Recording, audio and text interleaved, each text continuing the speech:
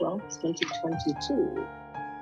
Due to the continuing state of emergency declared by the governor related to preventing the spread of COVID-19 and pursuant to Government Code Section 54953, subsection B, the Sewer Authority Midcoastside will be holding this third meeting by Zoom webinar. Access to this meeting is available to the board and the public by either computer web link or telephone audio. So if you go to our website, you can click on agendas and click on tonight's meeting. And we're going to move on. So I'd like a call to order, please. Roll call. Director Clark. Present. Director Penrose.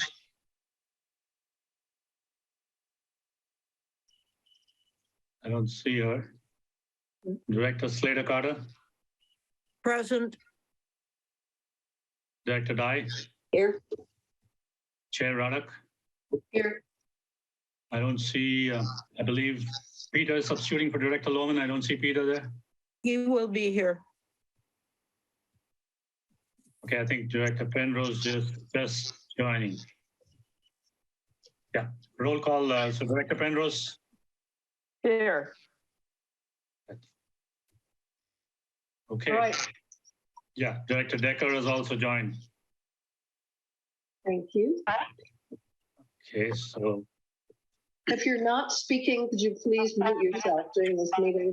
Someone right now has not muted. They're speaking in the background. I need people to mute. Good evening, Item everyone. number 2 is public comment. These are for public input, public comments on items not on the agenda or that are on the consent agenda.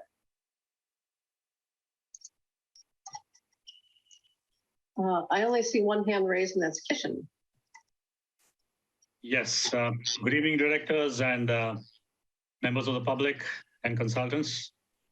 I'd like to take this opportunity to welcome our new maintenance mechanic, Douglas Davis. He is here with us, and I'd like to introduce you to him, and Tim will take over and talk a little bit about him. Over to you, Tim. Right on. Thank you, sir. Douglas, wave to the audience. There you go. There's Douglas over there. So Douglas is a former maintenance technician for refueling systems in the aviation industry. He has a background in fluid dynamics and mechanical engineering. He's lived on the coast in the area for the past 30 years. He's happy to be coming to work for this industry, which is a little more stable and away from the fossil fuel industry. And we're happy to have him. Welcome aboard, Douglas. Welcome, Douglas. Welcome. Welcome. Thank you very much. I'm excited to be working for Sam. I'm looking forward to a future career. Great. Thank you. I don't see any other hands raised. So we will move on to the consent agenda. Does anyone have any items they wish to pull? I have a question or comment for item 3A, the minutes from November 14th. On page 14 of our packet, item 6A, the second sentence reads, he stated it is an eye of the expiration of some existing authorities for having remote board meetings. I don't, I in that location, EYE can't be the correct word, or it's a typo or something. So can we get that fixed? Yes, sure.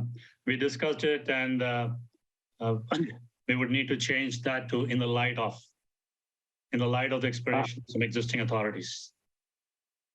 Okay, assuming that change will be made, and if no one else has questions, I will move to pass consent. Wait, can I just say, I wanted to change the even though I wasn't there.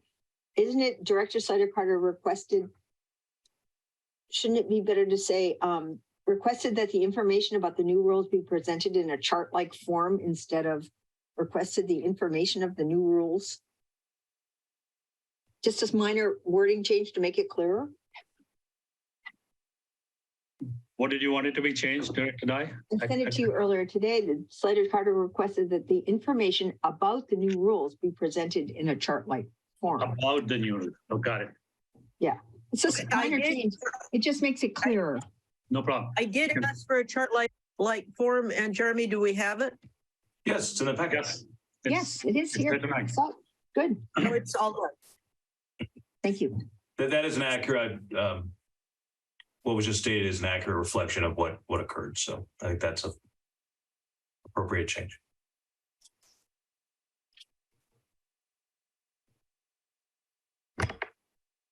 So can we have a motion to approve? So I'll move moved. to approve the, Matthew, I'll second them. roll call, please. Director Clark, Aye. Director Decker, Aye. Director Penrose, Aye. Director Slater Carter, Yes. Director Dye. And I can vote even though I didn't attend the meeting. I reviewed it and watched some of the meeting, correct? Yes. Aye. Chair Ruddock, Yes. motion passed. Moving on to item 4, regular business. Item 4A is receive and file the annual comprehensive financial report, also known as ACFR, for SAM for the fiscal year ending June 30, 2022. So this is the audit report, which is also called the annual comprehensive financial report. Just to give you guys an introduction, in the past, SAM has been submitting what's called as a basic financial report. And just last year, we resumed after a gap of about 10 years. We begin the process of submitting an annual comprehensive financial report, which we typically submit to the Government Finance Officers Association. And in lieu of our last submittal, we actually also received an award, which was discussed in the board meeting a couple of months back. So in continuation with that practice, we decided to go ahead and prepare the annual comprehensive financial report. And this has been done well ahead of time. And it is a record that we've been able to do it much earlier, almost a month earlier. And it would not have been possible without help from the Cropper team, from Peter and his team, and of course, our internal finance officer, George Evans, and finance committee. So this was discussed at the finance committee members, sorry. So this was discussed at length at the finance committee meeting, and the finance committee approved that we bring it to the board. So here we are at the board, and I will pass it on to our auditor, Bryce Rogers, who's from Cropper Corporation, and he'll be making a short presentation. So Bryce, I've given control so that you can go ahead and share your screen, and you can start the process, please. Thank you very much, and thank you for having me this evening. I'm excited to be here. I apologize in advance if you hear any screaming in the background. It's not anything dangerous, it's just children. All right, so what I'm doing, I'm starting this. So again, thanks for having me here. I'm a partner at Cropper Accountancy. I've been working with them for 10, 11 years. And I actually worked on the SAM audit 5, 6 years ago. I came in to help a little bit, clean things up. And I just want to compliment everyone at SAM for all the good work and all the work it's taken to get to this point. I know it's been a lot of work and not always easy, but this year was a lot better than my experience 5 years ago. And so, and I've heard about past years. So I just want to compliment everyone again on the great work they've been doing. So I'm going to give you a short little presentation on the financial numbers of SAM at 6/30 or June 30th, 2022. And for the year ended, that same year ended. So we've been hired, as you know, to audit the basic financial statements, and it's a requirement to comply with legal and regulatory requirements. And we are located in Walnut Creek, so not super close, but not too far away. Close enough to make visits and say hi and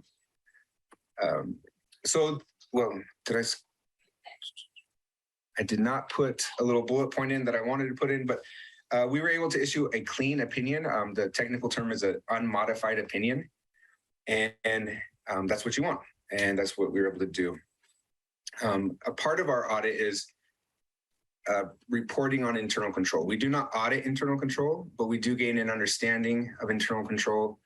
And it's impossible for us to audit without noticing what's going on with the internal controls at an entity.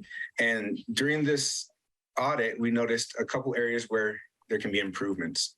And I think the improvements have already been made, but during the year that was happening, there could have been opportunities to enhance the internal controls, specifically with increased communications to the finance department, just making sure they get all the relevant information that they need and in a timely manner to book all of the transactions that are occurring. And it's not necessarily like the little transactions, the day-to-day transactions, but it's like the big ones that sometimes don't have cash being transacted or transferring from one party to another. So just making sure that finance gets all the information they need to properly document the occurrences at the authority. And just overall financial highlight of the audit or for a financial position of the authority. At year end, the net position or equity for SAM was 18 million, and 17.8 of that was net investment in capital assets, meaning all the capital assets less the debt incurred to purchase that land or those capital assets. So most of it is most of the equity or net position is capital assets. This unrestricted portion is supposed to be a positive, not a negative, so I apologize about that, but positive $500,000 of unrestricted net position. That and then net position from year to year increased almost $1 million at $960,000. Operating revenues were 5.9 million, which comprised 81% of operations and maintenance assessments. In addition to operating revenues, there was capital assessments of almost $2.5 million. The operating expenses for the district or the authority during the year was 7.5 million, and 17% of that was depreciation, and the remaining 83 was from operations and maintenance costs. And here's a pie graph of all the revenues for the authority during the past year. Most of it, like we said, was from operating and maintenance assessments. There's also capital assessments, the next largest part. And then after that, the next largest part, third largest part was the collection assessments at $870,000.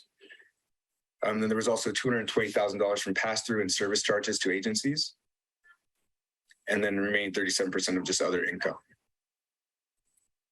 And then the operating expenses, here's a presentation year to year. You can see what increased or what decreased. Treatment expenses were 3.6 million, down a little bit from the prior year. Collection systems increased to about 840,000. Laboratory costs also increased to 300,000. Administrative costs came down to just under 1.5 million. And then infrastructure expenses were 5.2 or $5,000. So the total operation expenses before depreciation was about 6.2 million. And then you add in a 1.2 million of a depreciation for total operating expenses during the year, 7.5 million. And that's 250,000 down from the prior year. And here's just a pie chart of expenses over the past year. As you can see, the large portion was treatment expenses. And just to give you a little more information, capital assets increased during the year. There was 1.4 million in additions, and then that's offset with 1.2 million of depreciation expense. So from year to year, total net capital assets increased 123,000 to about 17.7 million. And then just some additional notes, the net pension liability was at 1.5 million, or 1.59. Deferred outflows related to the pension were 629,000, while deferred inflows, which is similar to a liability, was 1.5 million. And for OPEB, the net OPEB liability was $618,000, with deferred outflows of 45,000 and deferred inflows of 151,000. During the year, GASB implemented a new accounting standard that had to do with leases, which would capitalize the leases, making it a lease asset and a lease liability. But the authority did not enter or was not party to any material leases. So this didn't have an effect on the authority during the year. Excuse me, Bryce, could you explain for folks what the OPEB stands for, OPEB? Oh, thank you. Yes. Other post-employment benefits. So that's like medical for retirees. And Director Dye, can you hold your questions till the end? And with that, any questions? Director Dye.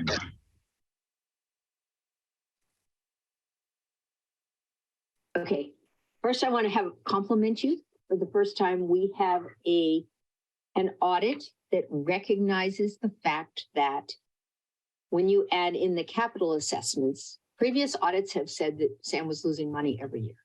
And this one recognizes that with the capital assessments, there's a positive income, that the three agencies pay the costs of operating SAM each year. And we run a balanced budget as far as that goes. I do have another question about, so my compliments, this is a big step forward. I'm really happy about it. I realize that I'm very aware that the way an audit is presented deals with numbers and expenses in a way that is not necessarily intuitive, that looks at them in an accounting way rather than what we would talk about money that was spent and money, normally if you were running a business, the money that comes in, the money that comes out, so forth. But the issue, we still haven't recognized in the audit, the issue of outstanding infrastructure costs. And I want to note that on page 66 of the staff report, which I think is in the report for the state rather than the audit, correct? It shows that we have, as of September 30th, 2022, we have unassigned funds of 1,293,071, which is in addition to our required reserves, which are substantial and certainly sufficient to deal with any kind of emergency that comes up. And as I asked Kishan earlier today, a large part of that is the infrastructure obligations that SAM has for the money that it's being paid, which is not really being shown by all this financial analysis.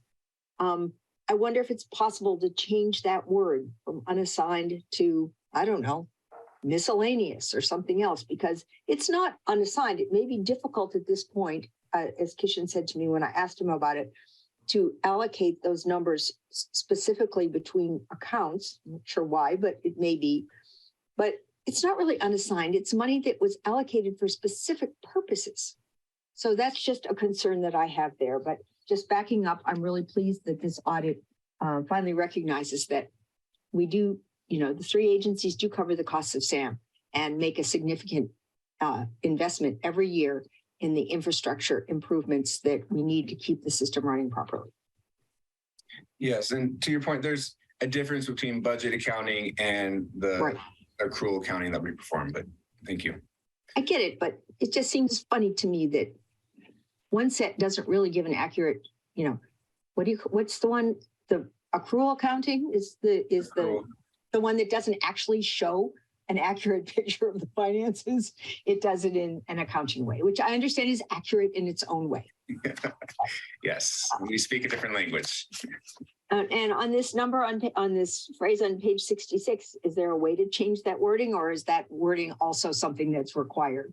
That it says that there's $1.3 million that's unassigned out there in the fund balances. So I'm not sure exactly where you're at. I don't think that's you. I think that's more of a Kishan question. All right. So because I don't think this is in the audit. I think this is in the, and we're looking at both items at the same time, right? We're looking at this financial report we're submitting, which also includes the audit. So I am just looking at this one page of the report that we're submitting.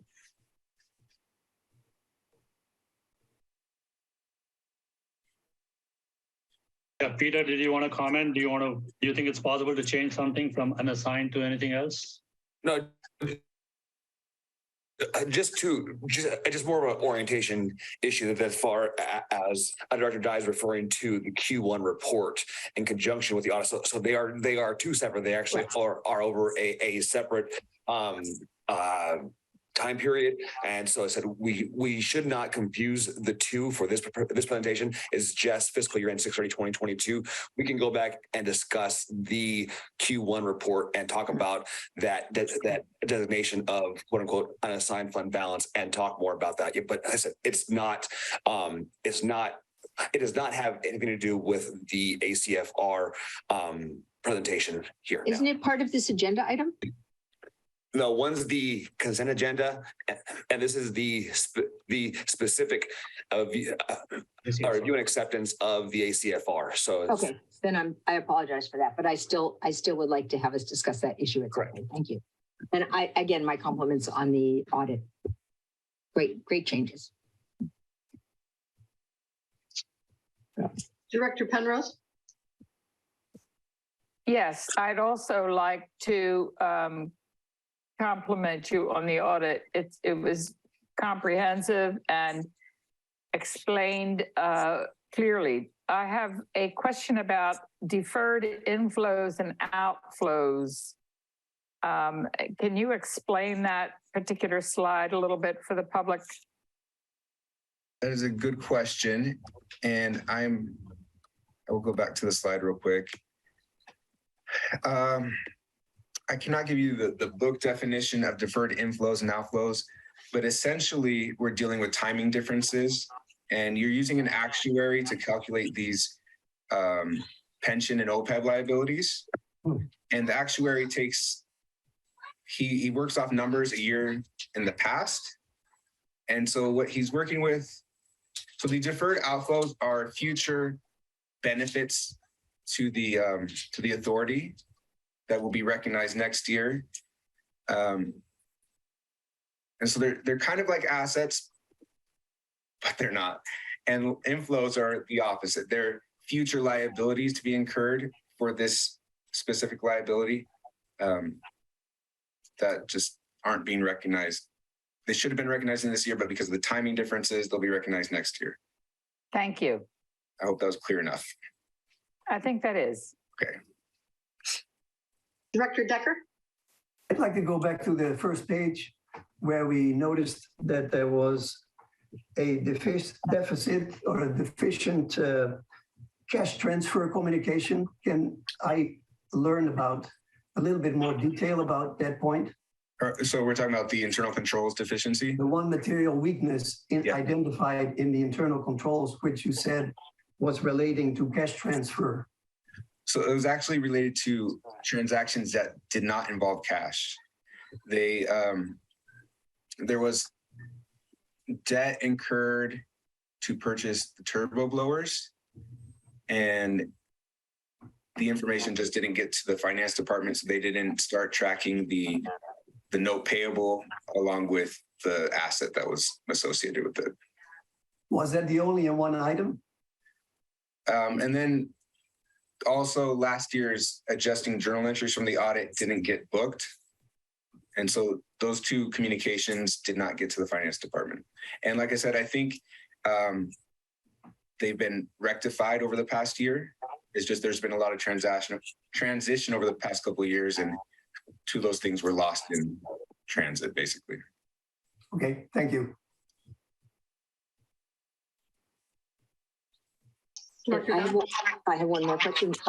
When it comes to the schedule of OPEB contributions, page 156, it says it shows the actuarially determined contributions and our contributions, and it looks as if we are underfunding those contributions. It seems as if maybe we should be fully funding those. I've just a question: why are we not? I can't answer the why. That's more of an internal reason. And I think it might be, I think it might be partly because the actuary performance is evaluation after it's already been, after the year's already occurred. Well, it looks like we underfunded it by 32,000 in 2021 and 13,000 in 2022. And I just wondered what that was about.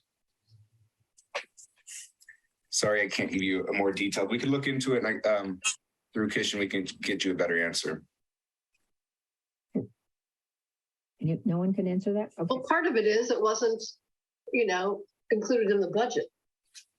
You have to put your expenses toward your accrued liabilities, in the budget. And if you miss a year, do you then make it up the next year, or you just move First of all, point out that not all, entities fully fund their pension liabilities every year. I understand that. Yeah. But this is, okay. Well, hopefully someone I will think she did point on or hit on a good point, is that these are actuarial based and it fluctuates from year to year. So sometimes it's not smart to pay everything up front. Like you wouldn't want to pay the $500,000 liability right now because it can change. Oh, I understand that. Yes.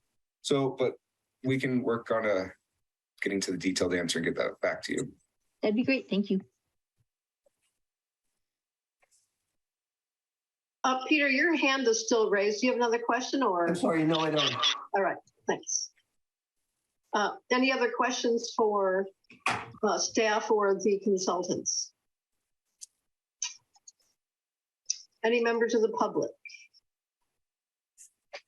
I see no hands raised. So the only action required is to review and to file the AFCR. We don't have to approve it or adopt it, it looks like.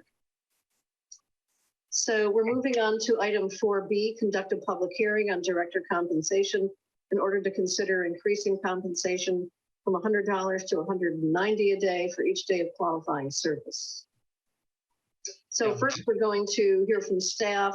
I'll take clarifying questions, and then we're going to open the public hearing and take any public comment and then bring it back to the board. Yeah, before we go for this item, Chair, I just wanted a clarification. Even for receive and filing the report, do we need to get a vote from the directors, Jeremy? Yeah, that's probably the best practice. Okay. Yep. Yeah, so for the annual comprehensive financial report, can we have a vote so that we can receive and file it to the and submit it to the GFOA? It would be to receive and file. The motion. Receive and file, that's right. So moved. A second. Roll call, please. Director Decker, Aye. Director Clark, Aye. Director Penrose, Aye. Director Slater Carter, Yes. Director Dye, Aye. Chair Ruddock. Yes. Thank you. Okay, moving on to 4B, the compensation item. Yes.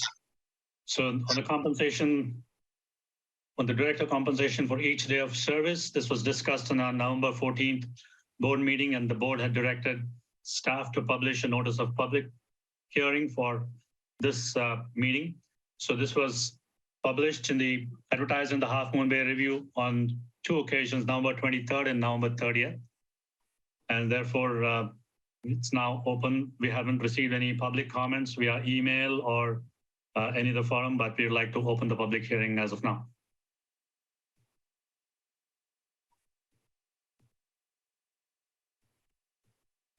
Any clarifying questions for staff first? Okay, I'm going to open the public hearing. Oh, I see Director Marsh has raised her hand. Sorry. Yeah. Nancy? Go ahead, Nancy, you can unmute.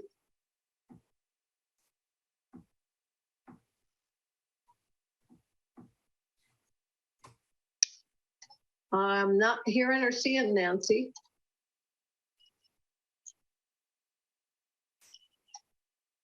Nancy, are you there? No, I don't see her. Okay, I'm going to close the public hearing and bring it back to the board. Questions, comments, discussion, a little history on the item, maybe. Motion? Catherine has raised her hand. Catherine? You're muted.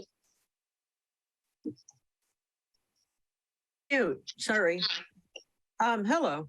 I asked to have this on the agenda because this board puts in a lot of work preparing for meetings, and so it's been a long time that we've been at the $100, and it seemed to me that it would be a good thing to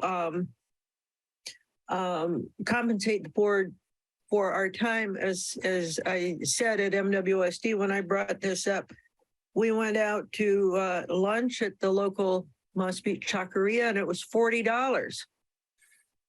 And prices are just going up, and board member time is valuable. If we don't have good board members, it's problematic for the image of the board and also for the decision making. So I support this along with all the other costs that are going up, and hope it passes. Thank you.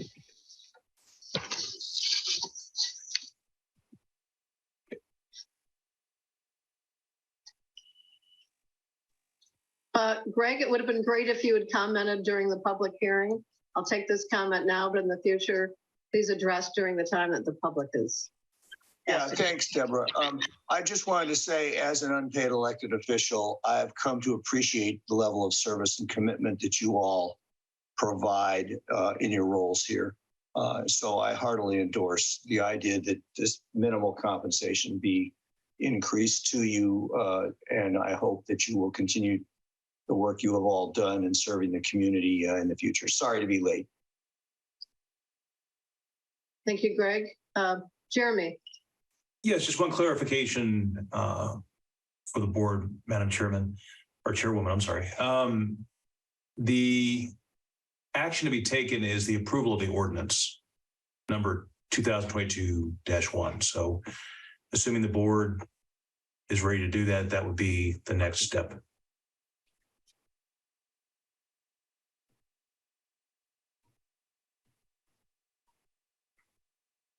So you actually separated out the public hearing from the action? Yes, so they're being considered together. Okay. So any motion would be undertaken under item 4C. And that would be adopt ordinance 2022-01 for director compensation for each day of qualifying service. Correct. Anybody have a motion? So moved. I'll second. Roll call, please.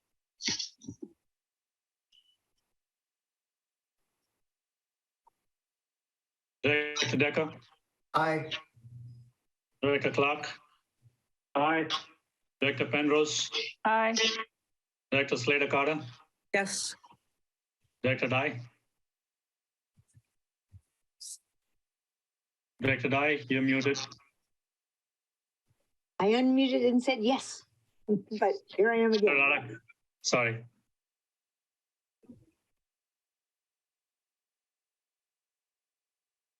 Okay. You didn't ask me yet.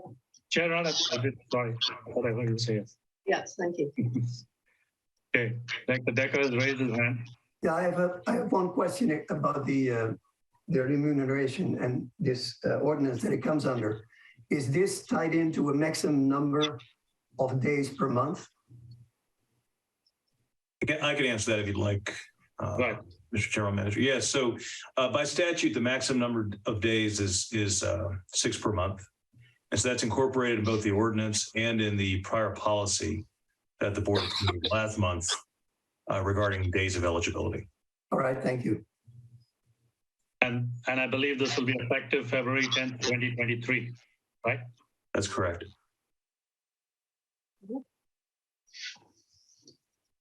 Item 4D, approve First Amendment to General Counsel Services Agreement with Rutan and Tucker LLP for legal services to extend the contract through June 30, 2026. and increase the authorized amount by $325,000 for a total contract amount not to exceed $650,000. Yeah. And Chair, that's for 3 years. Yep. Chair, before we get into this, I just wanted to let you know that Nancy Marsh is back, so if we can take a question probably after this item. And she had a question earlier. Or she can take it offline. Okay. Perfect. Okay, getting into this item for approval of the first amendment to General Counsel Services Agreement with Ratan and Tucker. So we had appointed, the board had appointed Jeremy way back in year 2000, and the 3-year agreement actually expires on June 30th, 2023. So in order to ensure the continuity in the legal services provided by the General Counsel, staff has negotiated a renewal agreement with his firm, Ratan and Tucker, for an additional 3 years, all the way through June 30th, 2026. So this amendment includes an increase in fees. So it would mean that the total amount as of now for the present 3 years was $325,000. And this approval, if the board approves, this contract amount will be not to exceed $650,000. So staff is here along with special counsel to answer any questions. And I can, if the board would prefer, I can check out for a minute and come back if that would be the pleasure of the board. I don't think it's necessary. Anybody have any questions or wish to discuss? I have the question. Sorry. Director Penrose. Let Peter go ahead first.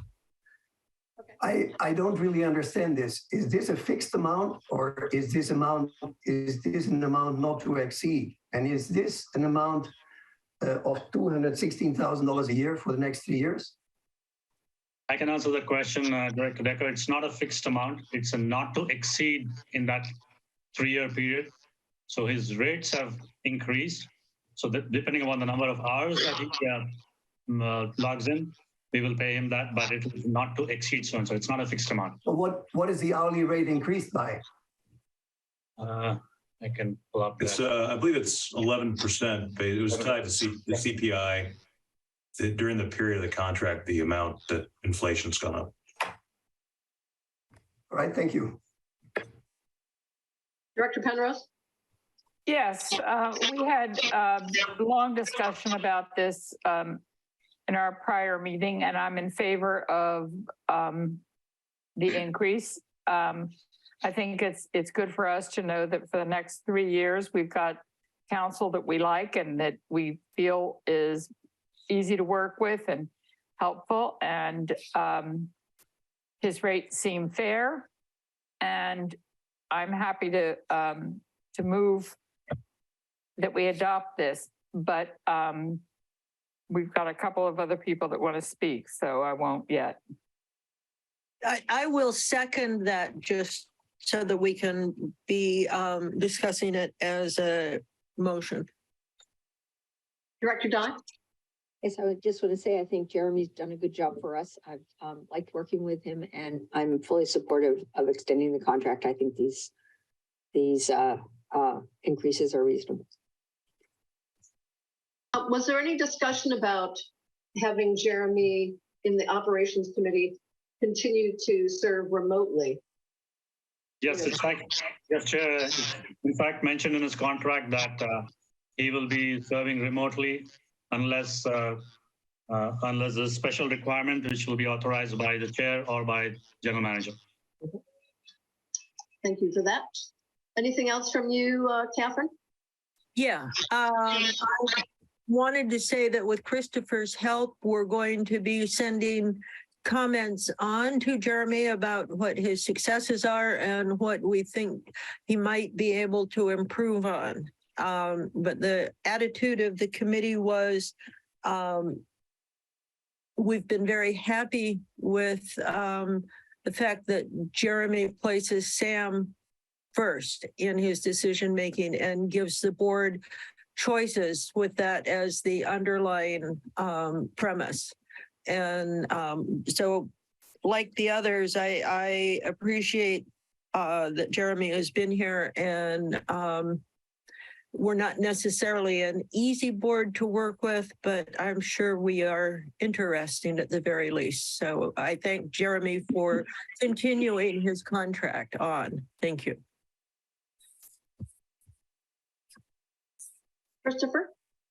Thank you, Madam Chair. Just for transparency purposes, I do want to state in the record that our firm did represent the board and Sam on this matter in the negotiations with Jeremy and his firm. What I have affirmed to the operations committee is that the increase is fair. Jeremy's contract, original contract ran for 3 years, and there was not a cost of increase. And this increase will actually be the same for the remainder of the term of the contract for the next 3 years. So it does provide for budget certainty. Another opinion question that was asked of me by the committee is, how is Jeremy as a lawyer? And my response is, I respect Jeremy both as a lawyer, but more importantly as a person. And that is also how I gauge relationships with most people. But besides being a wonderful person in and of itself, I do, from everything I've sat on with the board and sitting in other agencies, I do find Jeremy's counsel to be very helpful, insightful, very consistent and accurate reflection of the law. So I, for what it's worth, we do recommend supporting this item. Thank you. Thank you, Christopher. Okay, so we have a motion and a second. Can I have a roll call, please? Director Decker? Aye. Director Clark? Aye. Director Penrose? Aye. Director Slater-Carter? You're muted, Director Slater-Carter. Sorry, yes. Director Dye? Aye. Chair Rada? Yes. Motion approved. Thank you. Item 4E, approve of dental vision disability group life, voluntary life, accidental death and dismemberment, and the employee assistance program effective January 1, 2023. I'll just do the introduction, and then our special counsel, Christopher Boucher, will be sharing a small PowerPoint. So SAM presently provides employee benefit programs to all its employees, the represented as well as the unrepresented employees. And SAM actually reached out to their broker Keenan Associates to obtain proposals which could probably secure multi-year agreements. And based on these efforts, we came up with some very good advantages to SAM. We got a 3-year rate guarantee with no premium increases for the entire duration of the contract. A similar plan offerings for what is existing right now. Right now, SAM is contracted with principal, and now we intend moving over to standard for the dental, vision, disability, group life, voluntary life, accidental death, and dismemberment. Besides that, we've also wanted to add the employee assistance program, which is provided at no cost for the employee, with the ability to upgrade up to 6 sessions per year per employee at a very nominal cost. So approximately we had about 11.5% savings as compared to the existing carrier. So I will let Christopher Boucher go into more detail and explain to the board. So Christopher, I think, yep, I'm in control so that you can share your screen. Great. Thank you, Mr. General Manager. Good evening, directors. Thank you for the opportunity to speak with you tonight. As the Chief Personnel Officer for SAM, Kishan posed a question about whether or not it would be possible to look for an employee assistance program for SAM. Through kind of that's how the conversation originally came about. But through that conversation, we were able to engage one of the brokers that we work with, Keenan and Associates, which is a very reputable firm up and down California. I was fortunate enough to have started with what is now the senior VP of Keenan, kind of back in our earlier days. And so through that relationship, I asked Loreto Franco from Keenan to see if there's something we can do for SAM. What an EAP program does for a lot of organizations. Employees are busy, their lives are busy, so an employee assistance program kind of comes in as almost like the concierge of all things related to work, right? Whether it's assistance with finding childcare, or if Sam recruits a new employee who's moving over to the coast side, who may need assistance finding rental homes or anything of that kind, being able to go in and help employees so that the goal is they can focus while they're at work and have that concierge service after work and not have to take time off of work during the day to go look for apartments or go look for childcare. Importantly, EAP also provides counseling sessions to employees, whether it's for grief counseling, for stress, kind of given the times that we're in with economies, financial stress, and things like that. EAP program does provide really good services to help employees alleviate some of those concerns. Most plans cover 6 to 12 sessions per year, and it's based on plan design, but it's a service that is of no cost to employees. They can call anonymously, so SAM doesn't get utilization data based on individuals. We do get aggregate data at the end of the year, but from an employee mental health standpoint and also stressors in life, EAP is a great program to add. There are some carriers out there that do not separately charge for an EAP program if you do contract your other insurance with them, and those are all the ancillary plans that the chair had mentioned, and that's why it's such a mouthful: dental, vision, disability, group life, voluntary life, AD&D. And by bundling those services, there are times when we can get a carrier that can go in and throw in those services for free. With SAM, the biggest difficulty, as the board can imagine, is we only have 17 employees. So just given that it's not a lot of individuals, it's not a very lucrative, if you will, way to attract carriers. But because of the relationship with Keenan, we are able to not only do an apples to apples match to the current plan design, but in addition, we are getting the EAP program for free.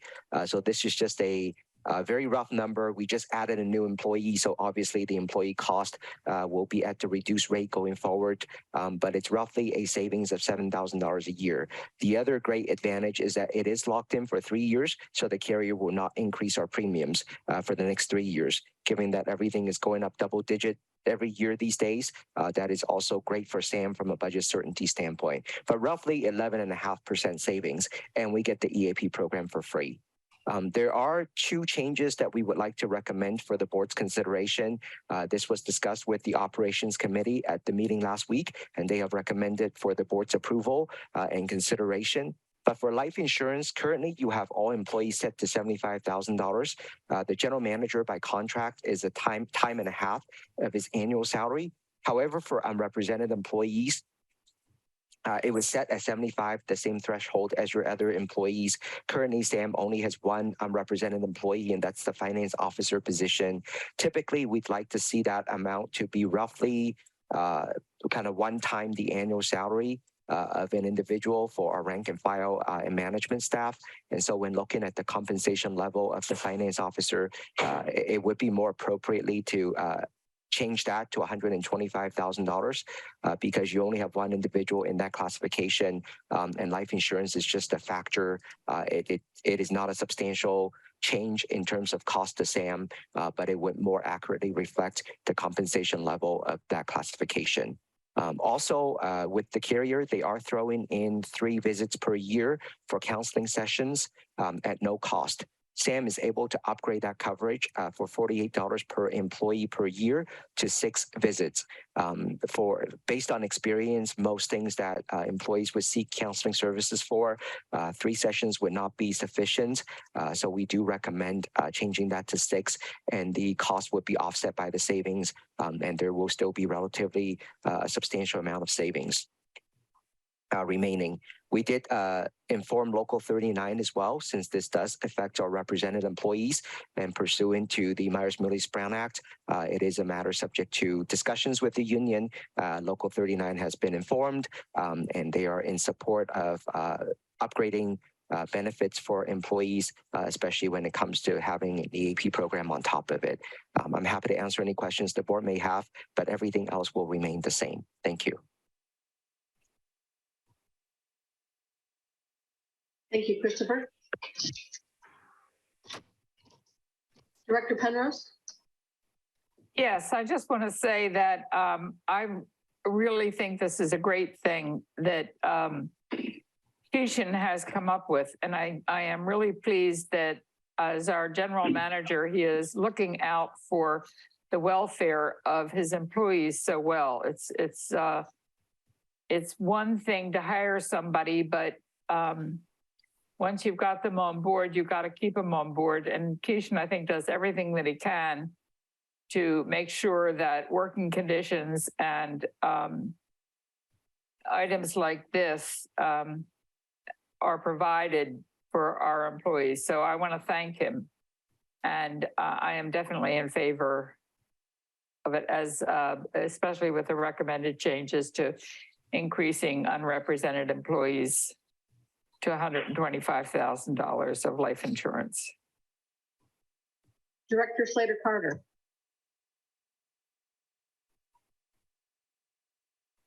You're muted. Oh, yeah, unmute. There we go. The committee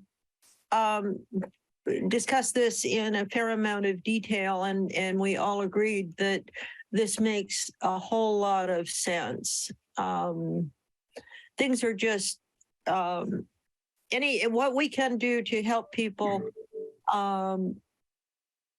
is who are working for us and in oftentimes a very stress-filled situation. They don't need more stressors in their lives when they're working too. So we just thought it was a novel idea. I'd never heard of it, and I think it's an excellent idea. I must say, I did ask if it was available for board members, and kind of tongue in cheek, but I think that it's a good thing for our employees and a good way for us to say, you guys are all doing a good job and thank you. We appreciate it. Thank you, Catherine.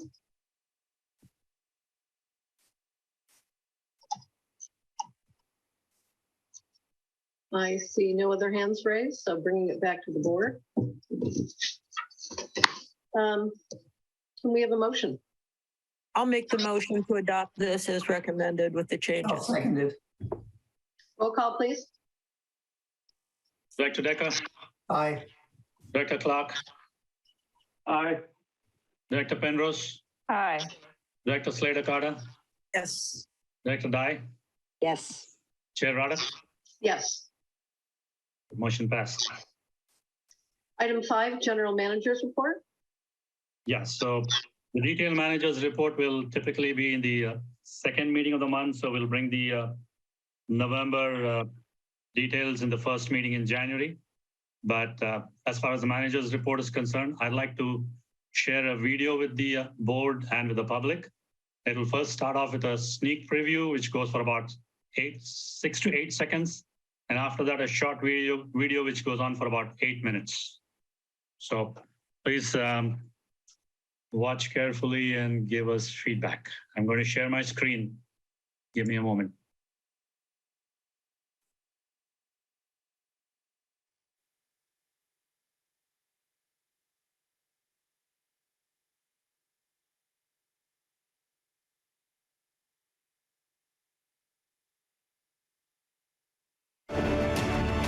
When water goes down the drain, have you ever wondered where it ends up? Do you want to see what happens after you flush?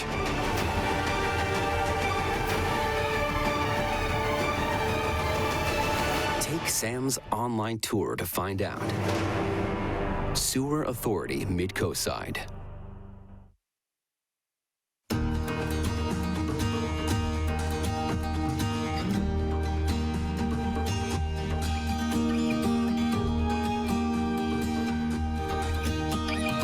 All the wastewater flow generated within Sam's service area is processed through the wastewater treatment plant. The influent flow rate is measured at the influent flow meter, also known as a partial flume. Measuring flow rates and tracking flow rate trends helps SAM adjust plant operations for greatest efficiency and service. The mechanical bar screens provide the first step of treatment by removing trash and solid debris from the incoming wastewater. Any debris larger than the half-inch screen openings is captured, removed with an automatic rake mechanism, and deposited into a waste bin. Twice a week, the waste bin is emptied and the solid debris is transferred to a local landfill. The influent pump station is home to 8 solids handling centrifugal pumps, capable of pumping all the wastewater that flows into the treatment plant. These powerful pumps lift the incoming flow 20 vertical feet so that the wastewater can flow by gravity throughout the rest of the treatment plant.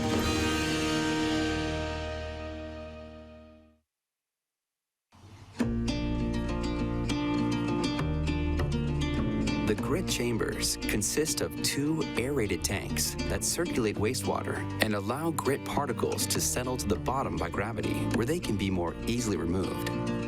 Grit includes heavy particles such as sand, coffee grounds, and other small particles that cannot be removed by the mechanical bar screens. The primary clarifiers are long rectangular tanks where the wastewater is allowed to slow down for gravity to take over. This step removes heavy sediment, such as soil particles, that are too fine for the bar screen or grit chamber to remove. These heavy sediments, also called sludge, sink to the bottom of the tanks and are mechanically removed by scrapers. At the same time, lighter solids such as fats, oils, and grease rise to the top, where they are skimmed off and discarded to the landfill.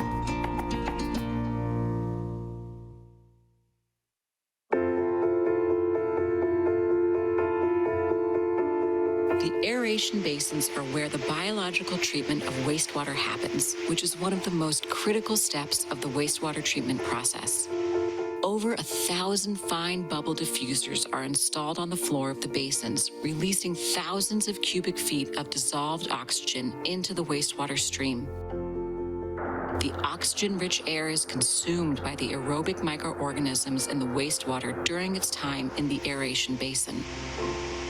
Microorganisms use the oxygen for respiration as they feed on the nutrient-rich wastewater and naturally break down organic wastes into carbon dioxide. Once the wastewater leaves the aeration basins, it flows to the secondary clarifiers and is allowed to settle once again. The secondary clarifiers are circular structures, 85 feet in diameter and 14 feet deep. Similar to the primary clarifier, the secondary clarifiers have a large surface area that allows the flow to slow down so that settling can occur naturally. Sludge sinks to the bottom of the clarifiers and lighter particles float to the top, where they are removed by mechanical scrapers.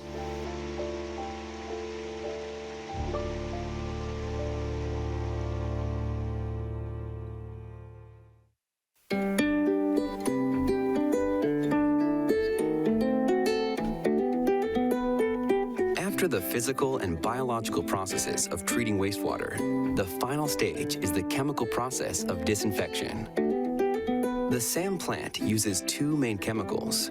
Both can be found in the chemical storage facility. These 2 chemicals are equally important to the wastewater treatment processes. The first is sodium hypochlorite, which is used to chlorinate and disinfect the treated wastewater. The second is sodium bisulfite, which is used to dechlorinate the wastewater before it's discharged into the Pacific Ocean. Sodium hypochlorite, similar to bleach, is added to the wastewater to disinfect germs, bacteria, and viruses as it flows through the chlorine contact tanks. Finally, the fully treated wastewater passes through the effluent pump station. SAM also recycles some of the treated wastewater back into the plant and uses it in a variety of treatment processes to reduce the use of potable water. This non-potable water is referred to as number 3 water. 3 vertical turbine pumps are responsible for making sure the treated flow leaves the plant and travels safely to the outfall pipeline for discharge into the Pacific Ocean. The wastewater is dechlorinated with sodium bisulfite before being discharged through the ocean outfall, a 20-inch diameter pipe, 50 feet underwater and 3,000 feet away from land. protecting the marine environment is a top priority for SAM.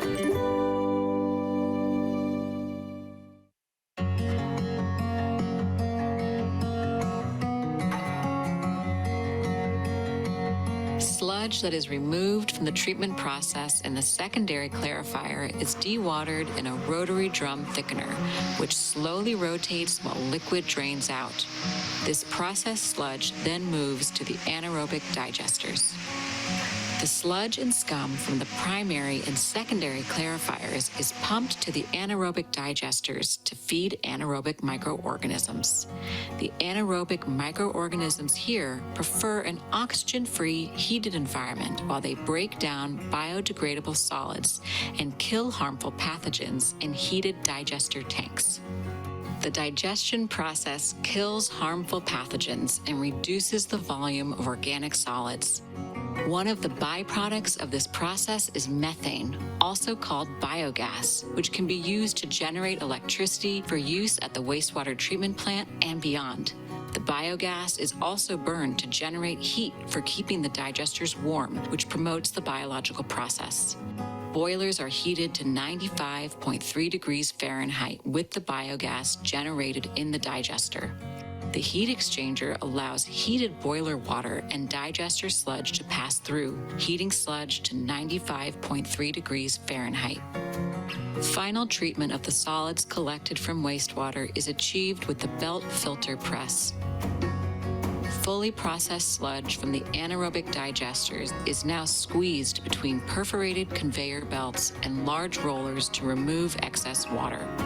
The resulting product is a dried cake of biosolids that can be reused at certain compost facilities.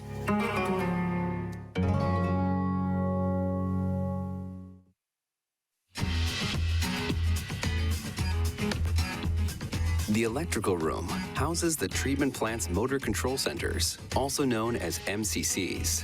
The MCCs control all of the treatment plant equipment, such as pumps, motors, lights, and critical control systems. To ensure uninterrupted service to the community, SAM maintains an on-site diesel engine-driven emergency generator. In the event of a power failure, the generator will turn on and produce enough electricity to power all of the essential treatment processes. These four 125 horsepower turbo blowers provide aeration to the secondary treatment of wastewater. This is the heart of the entire wastewater treatment plant. These turbo blowers must run constantly to ensure that the microorganisms in the aeration basins remain alive and healthy.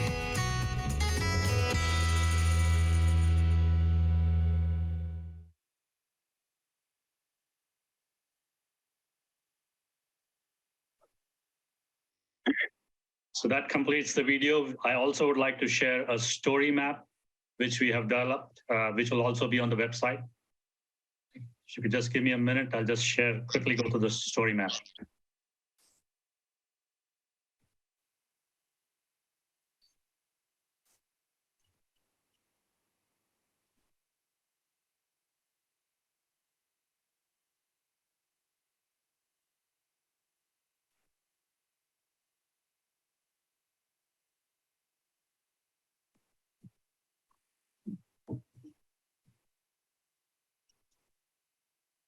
Yeah, so this is a story map with the same video in different parts. Gives a story of the complete SAM history about the pump stations and all that. And then on the right side, you have an interactive map here. So if you click on one, then it plays the video of one, and it gives a small summary of the preliminary treatment. That way it takes you to different stages in the treatment plant. So this is what is called as a story map. So both of these would be available on as a YouTube video as well as on our website. We're just developing our the various links to this. That's it. That's what I wanted to share. Very impressive, Kishan. Thank you very much, Peter. I think this is excellent. Thank you for doing this. I think it's a good thing for the high school kids to watch before they arrive here. It will make a whole lot more sense to them when they're here. Mhm. Thank you. I have to Also helpful for potential board members. Yeah. I have to confess that I actually was able to view it the other day, my regular meeting with Kishan, and found it outstanding. Matthew? I thought that both of those were done very well. It's the level of information that's easily digested by the public and the people who pay for it. So I think it came out really good. It generated one question to me, which is, where does the CO2 go?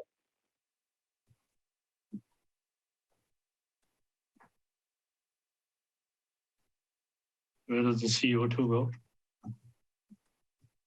It's released into the air, right? Yeah. Yeah, everything else gets released into the air. CO2 is a powerful greenhouse gas. Is there any other method that is used elsewhere to capture it? We were trying on working on some sort of a renewable energy using the digester gas for a micro turbine, but it didn't pencil out well because of the amount of volume of digester gas that we produce. But hopefully, if the costs come down or if we improve some of our processes, we might go in for utilizing that for running a micro turbine. Thank you. Okay, thank you, Kishan. Also, can you give us a brief report on how the treatment plant handled the weather of the last several days? Yes, in fact, I can pass on that question to Tim. Tim would probably be the best person to give the details about how we handled. We did not have any issues, but more details is what Tim, if you may please answer the board. That'll help. Yeah, we have been, we didn't really notice any issues from the rain. We haven't really got to a point where we get the ground saturation. When we get the ground saturation, that's where we really see, you know, the increased flows, the increased sustained flows from rains. Things are dry, but I mean, we definitely saw an increase in the flows for sure, from downspouts or whatever people have, yard drains, whatever. So there was definitely an increase in flow, but nothing that wreaked havoc on the facility or any of the stations. Good news. Thank you. And thanks to staff who may have worked a little harder and longer during the rain. We appreciate it. Attorney's report. Yes, thank you, Madam Chair. My only report, I have Director Slater Carter at the last meeting asked for a chart, as we discussed earlier, and I have provided one with a memo. So it's there for your perusal at your leisure, and I'm happy to answer any questions now if there are any, and if not, we can revisit later as we get closer to the end of February when AB 361's legal authority is going to expire at the end of the month. So happy to answer any questions now or later as the board may prefer. I think it's premature for myself only because it looks like we're heading into another surge and it's February, but who knows what's going to happen. So I'm going to peruse your information. I appreciate that. And, sure. I have heard unconfirmed speculation that the governor may extend the state of emergency, although who knows? He did make a pretty solid statement that it was going to be over at the end of February, but we'll see.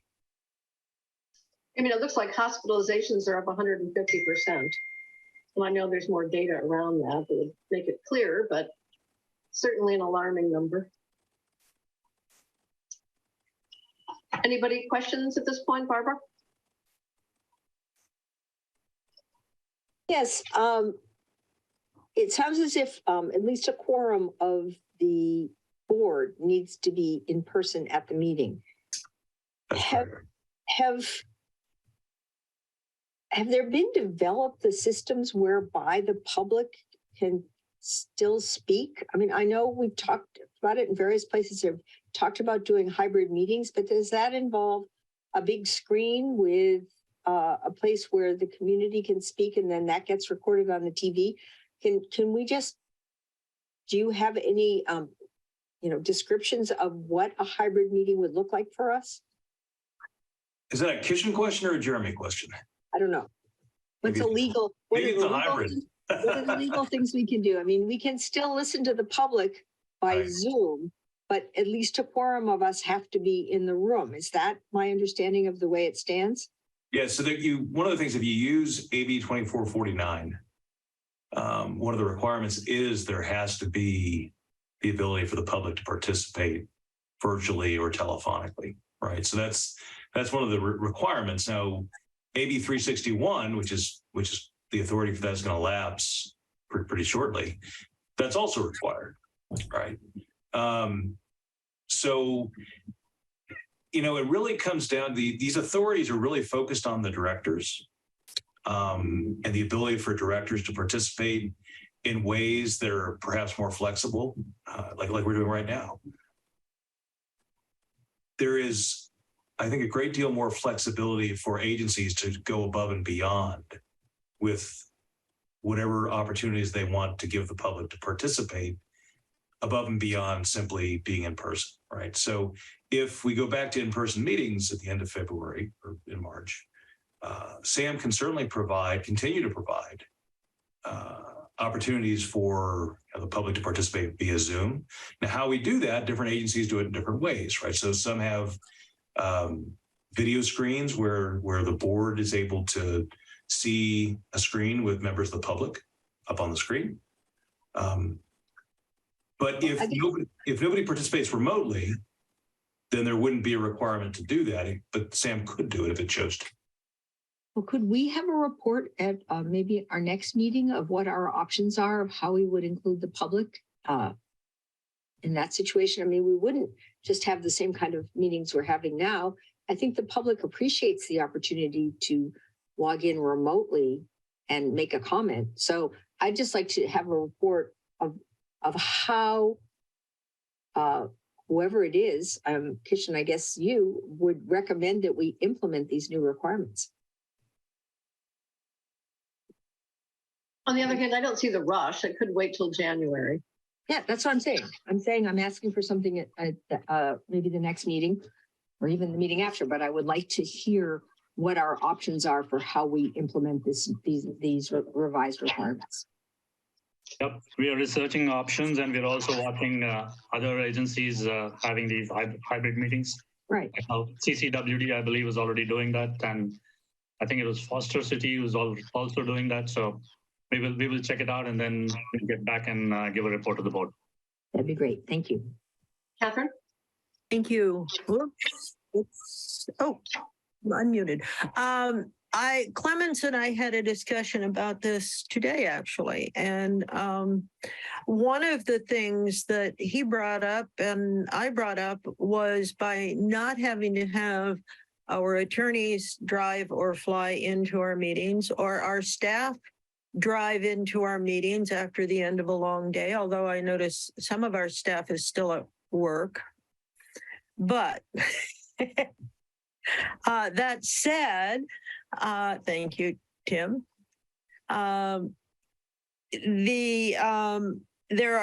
are financial savings that are available with this hybrid model, and I like having a hybrid model because of the flexibility it provides for having various consultants be able to come, be there for the section of the meeting and then leave. They don't have to drive to the coast and yada, yada, yada. And also the public, it's easier for the public to attend and pay attention rather than coming and sitting on those on seats and having to put up with the parts of the meeting they didn't particularly want to attend to. So I really like this, and I am getting concerned, as you said, Chair, that the hospitalization rates are going up. And my biggest concern right now is for those of us who deal with elderly or medically incapacitated people, we don't want to be picking anything up and spreading it. And that's one of the problems with having the full board there. I would love to see, and maybe this should come before the operations committee, but with ideas submitted by the board for full discussion so we could toss all of this stuff around.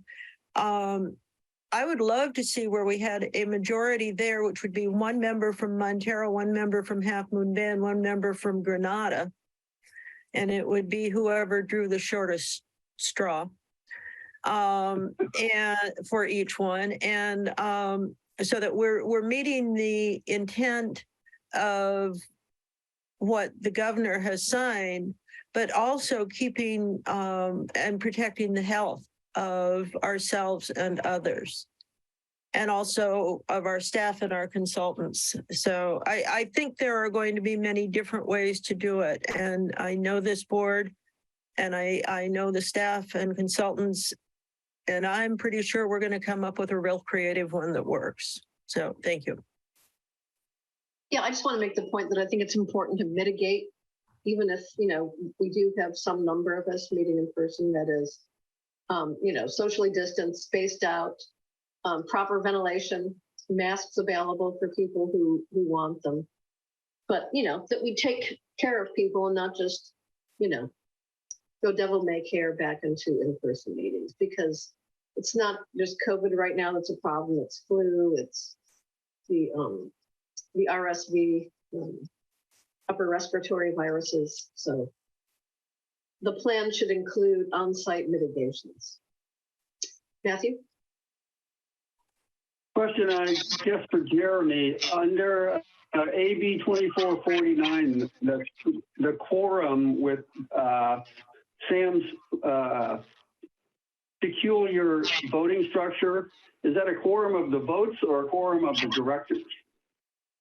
Quorum of the votes. Yeah, it is a little odd.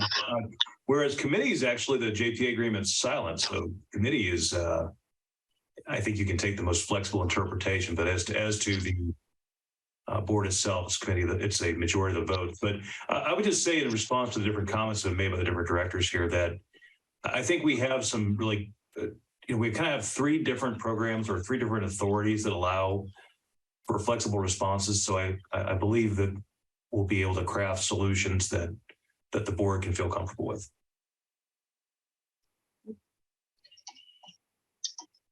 All right.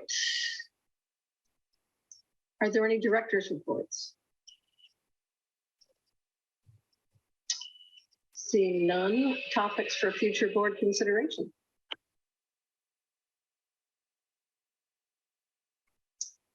Okay. Any progress on a discussion on recycled water?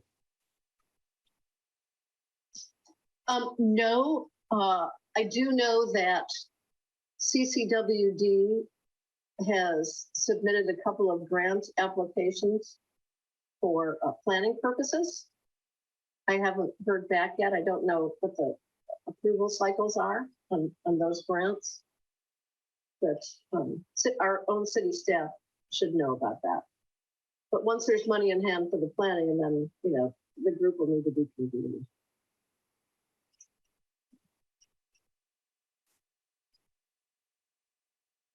Do we have any closed session items tonight, or are these placeholders? Yes, no, we do have a lot of. Oh, it looks like Director Penrose had a comment. I don't know if you want to take that. Director Penrose? Yeah, I just wanted to say that I think it might be timely to do another ad in the newspaper or big splash on the website about flushable wipes. I don't think we can mention often enough how critically important they are. They not be flushed. So I just want to keep that at the Tim. Yep. Incidentally, we have the video on flushable wipes on our SAM website, and Tim has actually provided that link on Nextdoor, I believe. I don't know if Tim wanted to share that, but we have provided that on Nextdoor and spread the word around. If I can throw in, can we add a subtitle? This includes things like Kleenex and paper towels. Yeah, I can do that on the I set up a Nextdoor account similar to what the city has. So it hits the entire coast side. So I'll be putting the video that Kishim presented earlier. I can do the flushable wipes. I just recently did the fat, soil, and grease video on there. So yeah, I'll get that stuff up there. Great, thank you. Yep. I agree with Director Penrose that, we can just cycle through all those messages and keep them up there so that people are reminded. Sometimes you got to hit people over the head 10 or a dozen times before it starts making sense. The fat, soil, and grease one is really cool. I love those little guys. Yeah. They're cute. Also very appropriate for the holidays. Yeah. Okay, we are going to convene in closed session. So if you're not on the board, the attorney, the labor consultant, or the general manager, you can leave at this time. Good night, all. Good night, Tim. Thank you, everyone. Good night, everyone. Good night.